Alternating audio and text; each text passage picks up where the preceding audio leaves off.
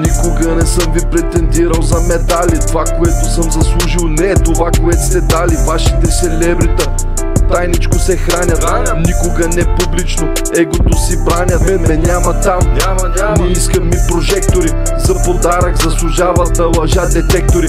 Партитата борят ги бълъци с електори и ги мятам като на балон кофти протектори. Подлости и шмекери кроят се денонощно, искат да ме смачкат и го правят сякаш е нарочно. Погледи ме гледат супер мазни, кремче бочко, трябва да си проверят налягане до очно. Всички се научиха само на мен да чакат да запретна ръкаве, главите си не кланят. Има три типа хора, едните ще затраят, вторите ще ръкопляскат, а пък трети ще залаят. И да не съм прав, следата си оставям, не съжалявам и на никой шанс не давам. Бурята по пътя си, паднали и ставам, но запомни едно, назад на никога не давам. Сваля мерника от тия, към които бях го вдигнал, защото са правят на мъже пред жени, които съм имал.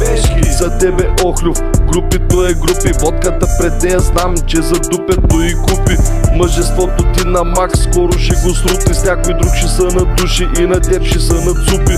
Такива като теб изредиха се цели трупи, към следващия с 200 палки в джоба ще са на дупи. И да не съм прав, даже да съм седнал, винаги съм прав, защото не съм седнал. И да не съм прав, винаги съм прав.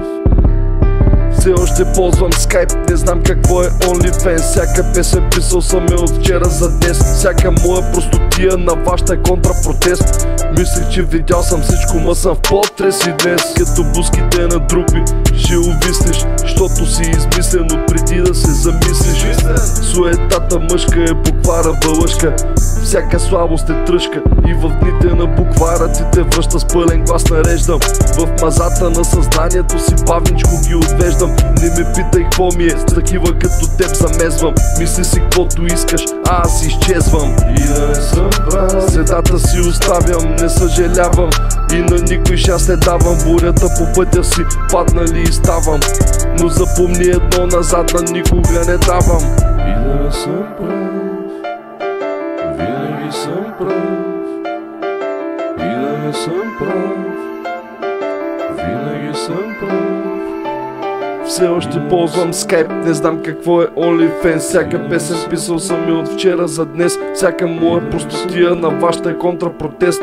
Мислех, че видял съм всичко, ма съм в потрес и днес.